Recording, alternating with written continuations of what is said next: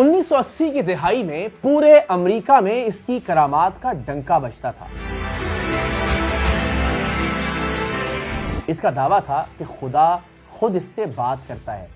یہ اپنے سامنے آنے والے مریضوں کو ان کے نام، ان کے مکمل پتے اور ان کی بیماری کی تمام تر تفصیلات بتا دیا کرتا تھا۔ John 3784 Archwood Road.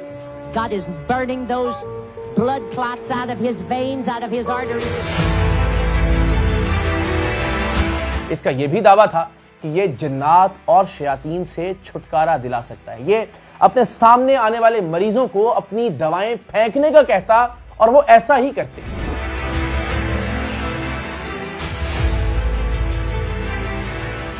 یہ ویل چیئر پر موجود مریضوں کو حکم دیتا کہ اٹھو اور چلو۔ ویل چیئر پر موجود مریض اٹھتے اور چلنے لگتے۔ Stand up, walk on your own.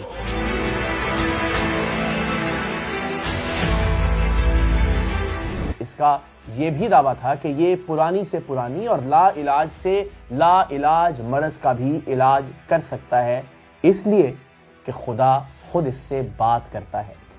ہزاروں کی تعداد میں پورے امریکہ سے لوگ اس کے مذہبی اجتماعات میں شریک ہوتے تھے۔ یہ مذہبی اجتماعات منعقد کرتا اور ان مذہبی اجتماعات کی ریکارڈنگ کے لیے اس نے درجنوں کیمرامین ہائر کر رکھے تھے۔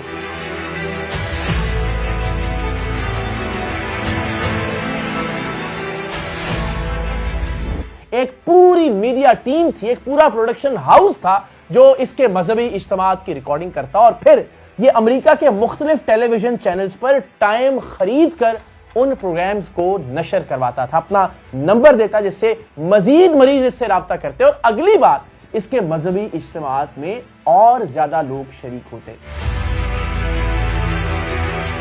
1980 کی دہائی میں اس شخص کو موصول ہونے والے نذرانوں اور عطیات کی ماہانہ رقم تقریباً $5 لاکھ تھی، جو آج تقریباً 15 کروڑ روپے بنتے ہیں۔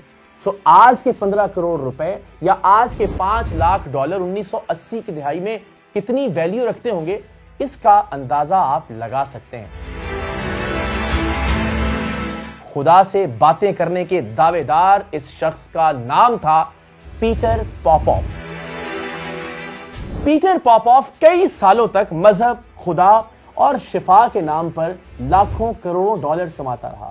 ہزاروں لاکھوں امریکی اس کے مرید بن گئے تھے، لیکن پھر ایک دن 1986 میں ایک محقق اور ایلوژنسٹ جیمز رینڈی اور اس کی ٹیم نے پیٹر پاپوف کا بھانڈا پھوڑ دیا۔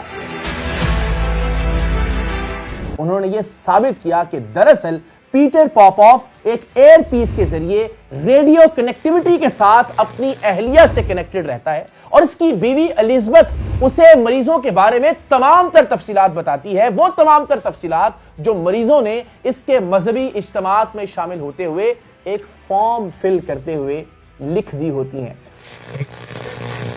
Hello, Petey. Can you hear me? If you can't, you're in trouble. 1986 میں ایک عام آدمی تصور بھی نہیں کر سکتا تھا کہ ٹیکنالوجی کا استعمال کرتے ہوئے ایک ایئر پیس کے ذریعے یہ ممکن بھی ہے کہ پیٹر پاپوف کسی دوسرے شخص سے ان کی تمام تر تفصیلات لیتا۔ اس بات کو ثابت کرنے کے لیے جیمز رینڈی اور اس کی ٹیم نے ایک پورا سٹنگ آپریشن پلان کیا۔ جیمز رینڈی کے اسسٹنٹ سٹیو شاس کے ساتھ تھے اور ایک کرمنل ایکسپرٹ الیگزینڈر جیسن نے بھی اس سٹنگ آپریشن میں ان کا ساتھ دیا۔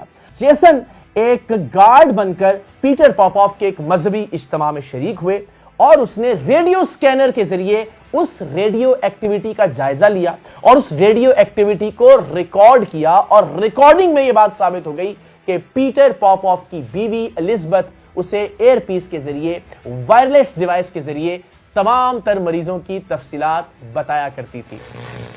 Hello, Petey. Can you hear me? اس سٹنگ آپریشن کا تمام تر احوال جیمز رینڈی اور اس کی ٹیم نے دی ٹونائٹ شو میں ایک امریکی ٹیلی ویژن پر پورے امریکہ کے سامنے رکھا، اور یہ بات جنگل میں آگ کی طرح پھیل گئی۔ تہلکہ مچ گیا کہ پیٹر پاپوف، جسے بیشتر امریکی خدا کا نمائندہ سمجھتے تھے، جس پر یقین رکھتے تھے وہ خدا کی جانب سے بھیجی جانے والی شفا انہیں دیتا ہے، وہ محض ایک فراڈ ہے۔ پیٹر پاپوف کے پاس اب اس کے سوا کوئی چارہ نہیں تھا کہ وہ اس بات کو تسلیم کر لے کہ وہ واقعتاً ایک ایئر پیس کا، ایک ریڈیو ڈیوائس کا استعمال کرتا تھا، اس لیے کہ ٹونائٹ شو میں جیمز رینڈی نے تمام تر ریکارڈنگ امریکی عوام کے سامنے رکھنی تھی۔ سو لہٰذا پیٹر پاپوف مان گیا کہ دراصل وہ ایک ریڈیو ڈیوائس کے ذریعے، ایک ایئر پیس کے ذریعے اپنی بیوی سے ہدایات لیتا تھا، لیکن اس نے یہ کہا کہ وہ مریضوں کے نام، پتے اور بیماریوں کی تفصیلات نہیں پوچھتا تھا۔ سو اپنے اس جرم کے جواز اور عذر پیش کیے جانے لگے، لیکن جیمز رینڈی اور اس کی ٹیم نے اپنا کام مکمل کر رکھا تھا۔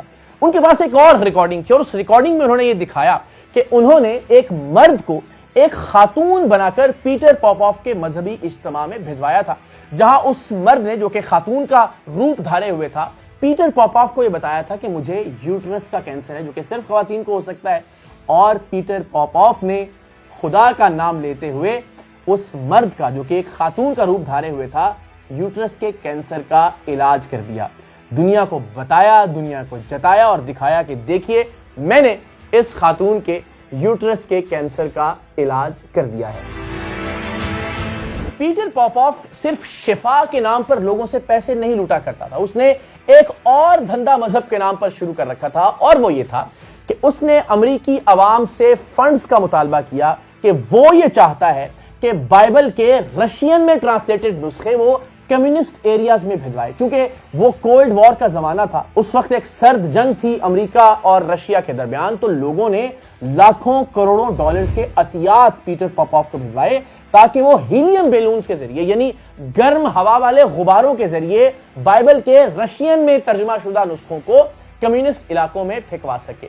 جیمز رینڈی نے اسے بھی ایک فراڈ قرار دیا اور کہا کہ اب تک بائبل کا کوئی نسخہ کسی کمیونسٹ علاقے میں نہیں بھجوایا گیا، اور یہ محض ڈالرز کمانے کے لیے ایک نیا دھندا ہے۔ جب پیٹر پاپوف کا یہ فراڈ بے نقاب ہوا تو پیٹر پاپوف نے اپنے دفتر اور اپنے گھر میں چوری کا ایک ڈرامہ رچایا اور کہا کہ نہ صرف یہ کہ لوگوں کی جانب سے بھجوائے جانے والے لاکھوں کروڑوں ڈالرز کے عطیات چوری ہو گئے، بلکہ بائبل کے وہ ٹرانسلیٹڈ نسخے بھی چوری ہو گئے ہیں جسے پیٹر پاپوف نے گرم ہوا والے غباروں کے ذریعے رشین علاقوں میں، کمیونسٹ علاقوں میں بھیجوانا تھا۔ اس کے بعد اس شخص نے رو رو کر ٹیلی ویژن پر لوگوں سے مزید عطیات کا مطالبہ کیا، اور اس وقت سرد جنگ سے متاثرہ امریکی عوام نے، بائبل کی کامیابی کے لیے دعا گو امریکی عوام نے لاکھوں کروڑوں ڈالرز مزید پیٹر پاپوف کو بھیجوائے، لیکن جیمز رینڈی اب مکمل طور پر اسے بے نقاب کر چکا تھا۔ سو آہستہ آہستہ یہ شعور امریکی عوام میں پھیلنے لگا، اور لاکھوں اور کروڑوں ڈالر کی جو آمدن تھی وہ متاثر ہونے لگی، حتیٰ کہ ستمبر 1987 میں پیٹر پاپوف دیوالیہ ہو گیا، اس نے بینکرپسی کا اعلان کر دیا۔ پیٹر پاپوف کے بینکرپسی کے اعلان کے بعد، یعنی اس کے دیوالیہ ہونے کے تقریباً 11 برس بعد، واشنگٹن پوسٹ نے 1998 میں ایک مرتبہ پھر یہ خبر دی کہ پیٹر پاپوف واپس آ رہا ہے۔ اس بار اس نے نئے ہتھ کنڈوں کا استعمال کرنا شروع کیا۔ بالکل اسی طرح سے اس نے امریکی ٹیلی ویژن چینلز پر ایئر ٹائم خریدا اور دنیا کو یہ بتایا کہ اس کے پاس ایک معجزاتی پانی ہے جو چرنوبل کے مقام پر نیوکلیئر حادثے کے مقام سے حاصل کیا گیا، اور اس کے نتیجے میں نہ صرف یہ کہ انسانوں کو بلکہ جانوروں کو بھی شفا ملتی ہے، اور صرف شفا نہیں بلکہ ان میں معاشی طور پر خوشحالی بھی آتی ہے۔ اور اس سے اس کے نئے دھندے کا آغاز ہوا، نہ صرف امریکہ میں بلکہ برطانیہ میں، آسٹریلیا میں، نیوزی لینڈ میں اس نے اپنے اس طلسماتی اور معجزاتی پانی کے ایڈز اور کمرشل چلانا شروع کیے۔ 2007 میں ایک امریکی جوڑے نے یہ دعویٰ کیا کہ شفا کے نام پر پیٹر پاپوف ان سے لاکھوں ڈالرز وصول کر چکا ہے، جس پر پیٹر پاپوف نے خاموشی اختیار کی۔ اے بی سی نیوز نے 2007 میں مزید ایسے لوگوں کو ڈھونڈ نکالا کہ جن سے پیٹر پاپوف نے شفا کے نام پر ہزاروں لاکھوں ڈالرز وصول کیے تھے، اور اس معاملے پر بھی پیٹر پاپوف کی جانب سے خاموشی اختیار کی گئی۔ لیکن ایک خاتون نے جب قانونی راستہ اپنایا تو پیٹر پاپوف کی جانب سے اسے کئی ہزار ڈالرز واپس بھی کیے گئے۔ اس کے طلسماتی اور معجزاتی پانی کا نام تھا میریکل سپرنگ واٹر، اور اس کے ساتھ یہ اپنے تئیں ایک پاکیزہ مٹی بھی لوگوں کے گھروں میں بھجوایا کرتا تھا، اور جو بھی فیملی یا خاندان ایک بار اس سے رابطہ کر لیتے انہیں بار بار خطوط بھیجوائے جاتے، ای میلز بھیجوائی جاتی، انہیں یہاں تک کہا جاتا کہ اگر آپ پیٹر پاپوف کے مقصد کے لیے نذرانے اور عطیات دیں گے تو غیر مرئی طور پر نہ دیکھنے والی قوتیں آپ کے بینک اکاؤنٹس میں رقم ڈال دیں گی۔ تو لوگوں کو اس طرح سے بے وقوف بنا کر لاکھوں کروڑوں ڈالر کمائے جاتے رہے۔ بدقسمتی کی بات یہ ہے کہ مذہب کے نام پر دھندا کرنے والے پیٹر پاپوف نے 2006 میں ایک چرچ رجسٹر کروا لیا، اور اس چرچ کے رجسٹر ہونے کے بعد اب پیٹر پاپوف کی آمدن، وہ کتنے لوگوں کو کیا تنخواہ دیتا ہے، وہ کیا اخراجات کرتا ہے، اب امریکی قوانین کے مطابق کوئی بھی اس کی باز پرس نہیں کر سکتا۔ لیکن پیٹر پاپوف کا لاکھوں کروڑوں ڈالرز کا دھندا آج کے امریکہ میں بھی جاری ہے۔ اور اب آئیے پیٹر پاپوف ہمارے شف والے بابا سے کس طرح سے مماثلت رکھتا ہے۔ دونوں شفا کے نام پر لوگوں کو لوٹتے رہے، دونوں خدا کے نام پر لوگوں کو لوٹتے رہے، دونوں مذہب کے نام پر لوگوں کو لوٹتے رہے، دونوں کیمروں کا استعمال کرتے رہے۔ وہ 1986 میں کیمروں کا استعمال کرتے ہوئے ٹیلی ویژن چینلز پر ایئر ٹائم خرید کر لوگوں کو بے وقوف بناتا رہا، اور شف والی سرکار یعنی حق خطیب سوشل میڈیا کے ذریعے لوگوں کو بے وقوف بناتا رہا۔ پیٹر پاپوف بھی ویل چیئر سے لوگوں کو کھڑا کرنے کا ڈرامہ کرتا، اور 40 برس بعد آج بھی حق خطیب اور شف ویل چیئر سے لوگوں کو کھڑا کرنے کا ڈرامہ کر رہا ہے۔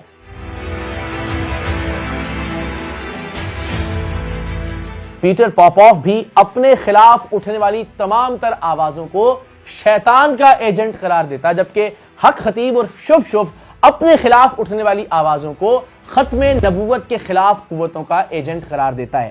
پیٹر پاپوف نے لاکھوں کروڑوں ڈالرز کمانے کے لیے مذہب کا استعمال کرتے ہوئے لوگوں کے بائبل سے متعلق جذبات کو استعمال کیا، اور کہا کہ وہ کمیونسٹ علاقوں میں گرم ہوا والے غباروں کے ذریعے بائبل کے نسخے بھیجے گا تاکہ مذہب کی خدمت کی جا سکے، عیسائیت اور کرسچینٹی ترویج پا سکے۔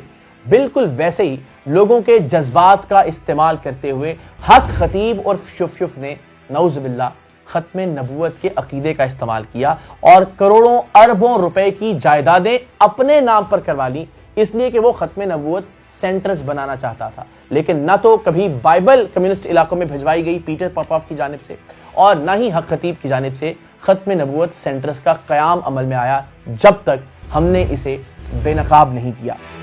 پیٹر پاپوف نے اپنے پیسے کو بچانے کے لیے امریکہ میں ایک چرچ رجسٹر کروا دیا تاکہ کسی بھی طرح سے لوٹی ہوئی رقم کا آڈٹ نہ کیا جا سکے، اور بدقسمتی سے پاکستان میں بھی حق خطیب اور شف ختم نبوت کے مقصد کے پیچھے چھپ کر اپنی اربوں کھربوں روپے کی جائیداد کو بچانے کی کوشش کر رہا ہے۔